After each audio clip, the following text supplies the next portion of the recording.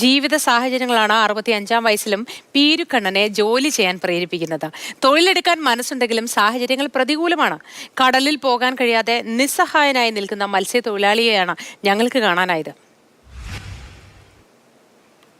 10 മണിയാകുമ്പോൾ കിടക്കാനുള്ള സെറ്റപ്പാവും. നാളെ വലയിറക്കുന്നവരെ വിളിച്ചു തുടങ്ങും.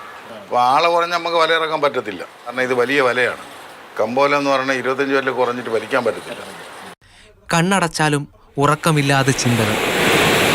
നമുക്ക് നാളെ എന്തെങ്കിലും കിട്ടുമോ, ഈ വിളിച്ചു വരുന്നവർ ജോലി ചെയ്തൊന്നും കിട്ടിയില്ലെങ്കിൽ അവർ വഴക്ക് കുറഞ്ഞ് പോവുമോ എന്നുള്ള ഒരു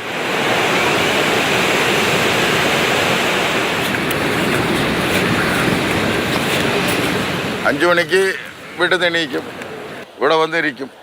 എങ്ങനെയെങ്കിലും ഒരു 15 പേരെങ്കിലും ഒത്തൊരുമിക്കുകയാണെങ്കിൽ വഞ്ചി ഇറക്കാൻ നോക്കും. അങ്ങനെയെങ്കിൽ ഇപ്പം മീൻ കിട്ടാത്തതുകൊണ്ട് വന്ന് ആൾക്കാർ വരുന്നില്ല.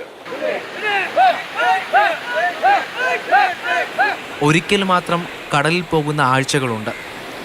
ആളെണ്ണം തികയാൻ കാത്തു നിൽക്കും. ഇതിപ്പോൾ ഒന്നും കിട്ടാതെ 2-3 വർഷമായി. നമ്മുടെ കണ്ടെയ്നർ ടെർമിനൽ സ്റ്റാർട്ടായി അതിൻ്റെ ഫയലിങ്ങും മറ്റൊക്കെ ആയ സമയം മുതൽ നമ്മുടെ അവസ്ഥയ്ക്ക് ഏതാണ്ട് ഇങ്ങനെയൊക്കെ തന്നെ. ചുഴലിക്കാറ്റെന്ന് പറഞ്ഞില്ല, കടൽക്ഷോഭം എന്ന് പറഞ്ഞിട്ടില്ല അവർ.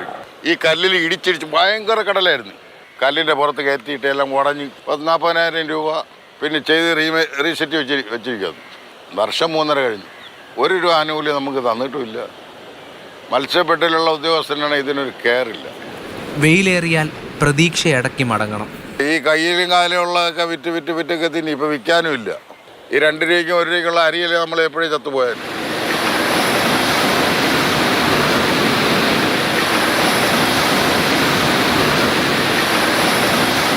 നമ്മളൊക്കെ ഇപ്പം പഴുത്ത ഇല പോലെ ആയിപ്പോയി. നമ്മുടെ മക്കളെ ഇതിലോട്ട് അടുപ്പിക്കാതെ ജീവിച്ച് നമ്മളോട് കൂടെ അവസാനിപ്പിക്കുക എന്നുള്ളതാണ്.